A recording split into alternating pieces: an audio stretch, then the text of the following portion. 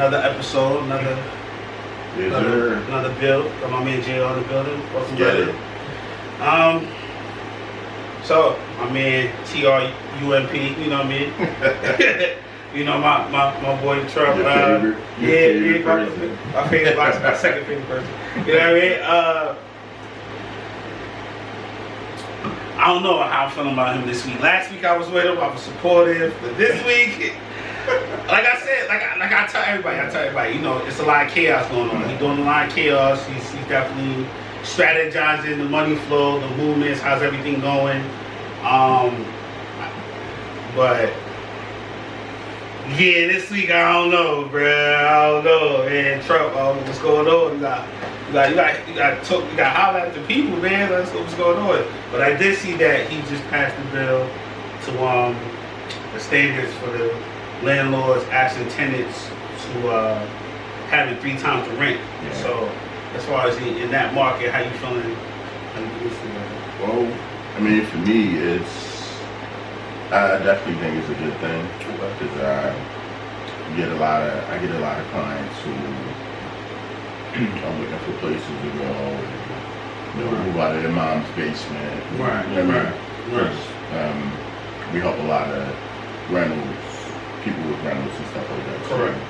So it's any incentive to help, you know, because they don't really have huge rental incentive programs like they do for home buyers. Right.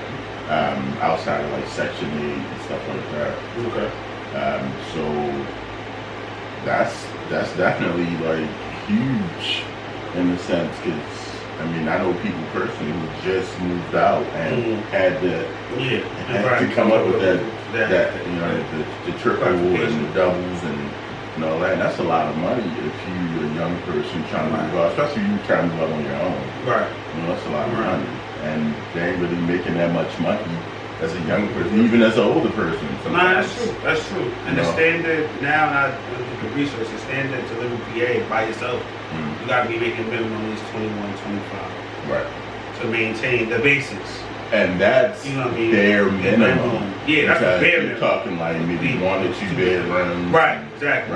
Right. Nothing that's like, you know, all crazy, you know what I mean? Like the standard, because even a 1-bedroom apartment now used to be about 5, some places. Now the minimum is like what, 8?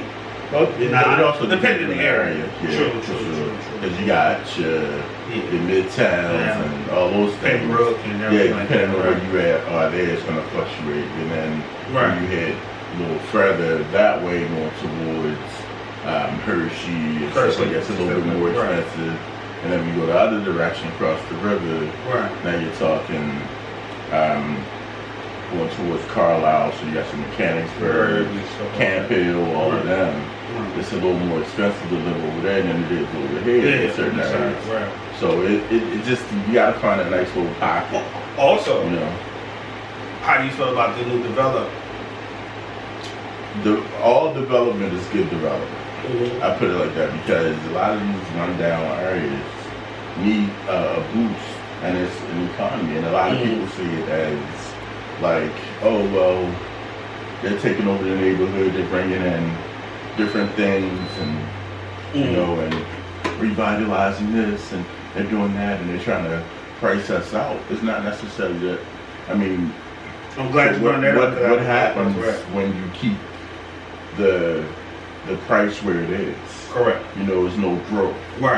Right now, I understand it from both sides, but at the same time, it's like if your corner store is your only means of like groceries and all that type of stuff, you get used to that, and then when stuff go up, now it's an issue. But what if they turn that into a whole shopping unit, and then now they're giving the community jobs too that they wouldn't otherwise had. They don't look at it. And I'm glad you brought that up, because my next question is, do you feel like that is the new thing now?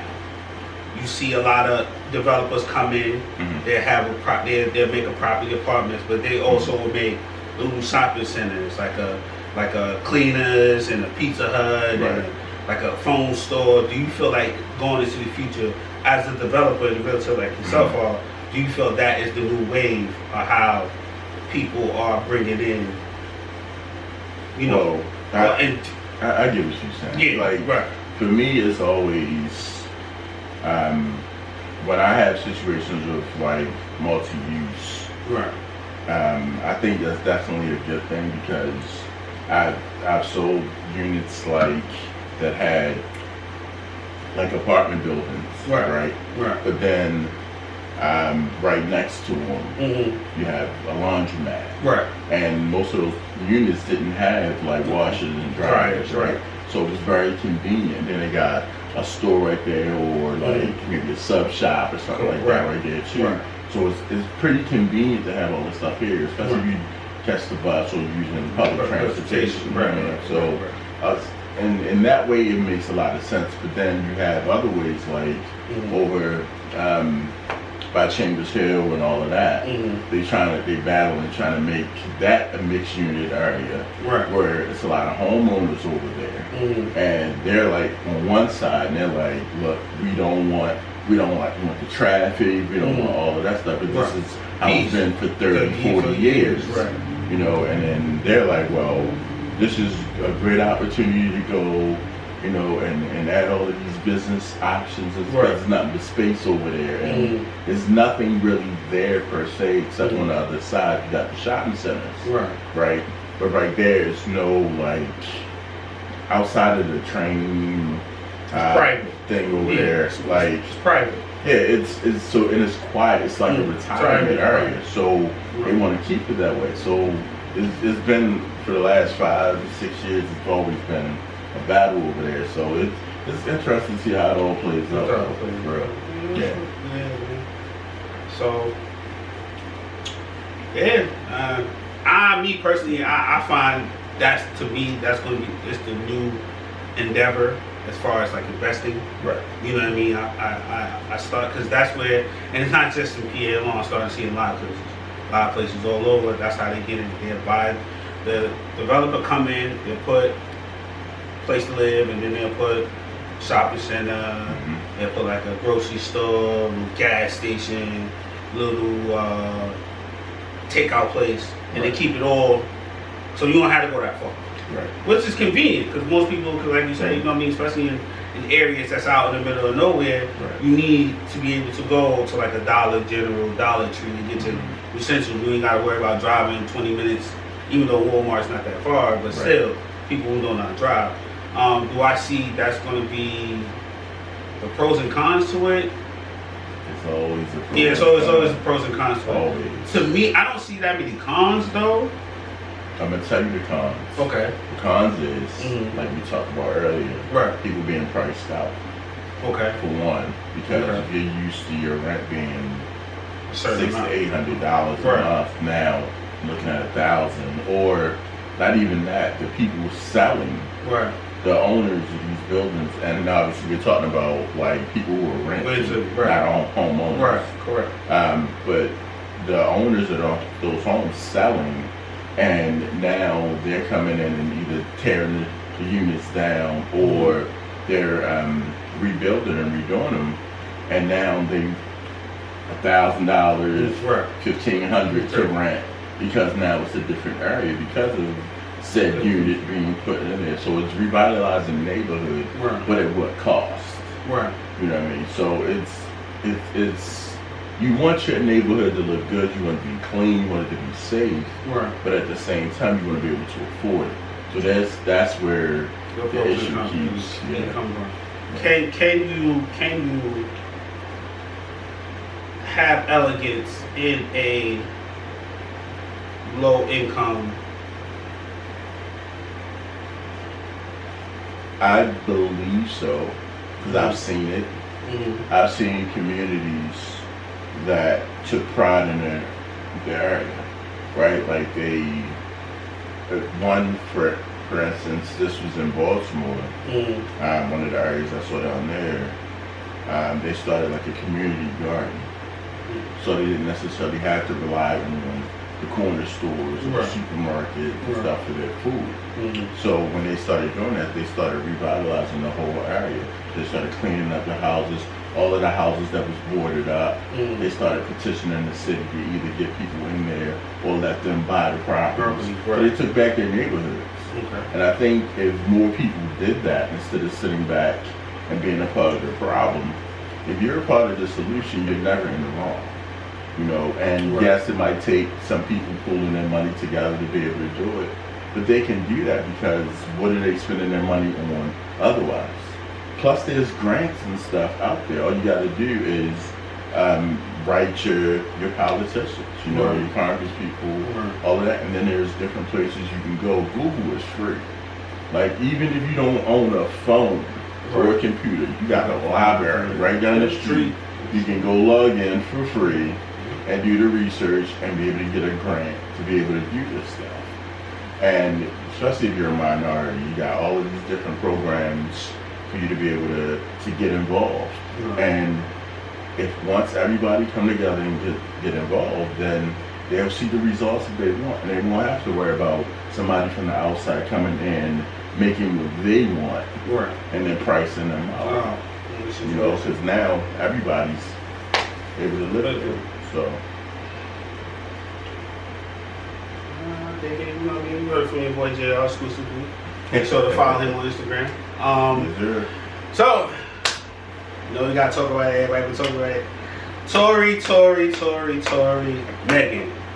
Jeez. Me personally, I said he ain't shoot the bitch. I said it. It was a jump. I already said it. I said it from the gate. That was a whole setup. You know, how do you feel about, first of all, how do you feel about, one, how do you feel about the situation? From what you...